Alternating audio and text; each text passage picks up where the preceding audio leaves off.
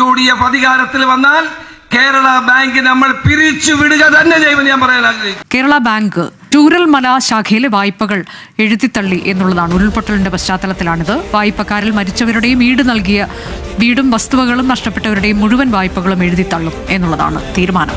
Alex Ram Muhammad വിവരങ്ങളുമായി. Alex, നേരത്തെ തന്നെ മുഖ്യമന്ത്രി ആവശ്യപ്പെട്ടാണ്, നമുക്കറിയാം, ബാങ്കുകൾ അതുപോലെ തന്നെ മറ്റ് സ്വകാര്യ ധനകാര്യ സ്ഥാപനങ്ങൾ അതൊക്കെ മൊറട്ടോറിയം പ്രഖ്യാപിക്കണം, ഒരു തരത്തിലും ബുദ്ധിമുട്ടിക്കരുത് ഈ ദുരന്തത്തെ അതിജീവിച്ചവരെ എന്നത്. ഇപ്പോൾ കേരള ബാങ്കിന്റെ ഭാഗത്തു നിന്നുള്ള തീരുമാനം, അതിന്റെ വിവരങ്ങൾ. തീർച്ചയായും മുഖ്യമന്ത്രി തന്നെ സമാന നിർദ്ദേശം മുന്നോട്ട് വെച്ചിട്ടുണ്ട്. അത് ബാങ്കുകളോട് മറ്റ് ധനകാര്യ ഫിനാൻസ് സ്ഥാപനങ്ങളോടൊക്കെ മുന്നോട്ട് വെച്ചിട്ടുണ്ട്. അത് ഈ മുണ്ടക്കൈ ചൂരൽമല ഉരുൾപൊട്ടൽ ദുരന്തത്തെ അതിജീവിച്ച മനുഷ്യരെ ഇത്തരം EMI-യും എന്നൊക്കെ പറഞ്ഞ് അവരെ ബുദ്ധിമുട്ടിക്കരുത്, അവരുടെ സമാധാനം കളയരുത്, അവർക്കൊപ്പം നിൽക്കേണ്ട സമയമാണെന്നതടക്കം മുഖ്യമന്ത്രി തന്നെ വ്യക്തമാക്കിയിരുന്നു. അതിന് മാതൃകാപരമായ ഒരു നടപടി എന്നോണം കേരള ബാങ്ക് അങ്ങനെ ഒരു തീരുമാനം കൈക്കൊള്ളുന്നു എന്നുള്ളതാണ് ഏറ്റവും പ്രധാനപ്പെട്ട വിവരം.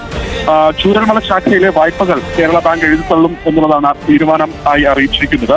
കേരള ബാങ്കിന്റെ ചൂരൽമല ശാഖയിലെ വായ്പക്കാരിൽ മരണപ്പെട്ടവരുടെയും നൽകിയ വീടും വസ്തുവകകളും നഷ്ടപ്പെട്ടവരുടെയും മുഴുവൻ വായ്പകളും എഴുതിത്തള്ളുന്നതിന് ബാങ്ക് ഭരണസമിതി യോഗം തീരുമാനിച്ചിട്ടുണ്ട്. ആ തീരുമാനം ബാങ്ക് ഭരണസമിതി അറിയിക്കുകയും ചെയ്യുന്നു. കേരള ബാങ്ക് 50 ലക്ഷം രൂപ മുഖ്യമന്ത്രിയുടെ ദുരിതാശ്വാസ നിധിയിലേക്ക് നൽകിയിരുന്നു നേരത്തെ തന്നെ. കൂടാതെ ബാങ്കിലെ ജീവനക്കാർ, കേരള ബാങ്കിലെ ആകെയുള്ള ജീവനക്കാർ സ്വമേധയാ 5 ദിവസത്തെ ശമ്പളം കൂടി മുഖ്യമന്ത്രിയുടെ ദുരിതാശ്വാസ നിധിയിലേക്ക് സംഭാവന ചെയ്യാനും തീരുമാനിച്ചിട്ടുണ്ട്. അനുജ, ദുരന്തബാധിതരെ സംബന്ധിച്ച് ആശ്വാസകരമായ തീരുമാനം കേരള ബാങ്കിന്റെ ഭാഗത്തുനിന്നുണ്ടായിരിക്കുന്നു.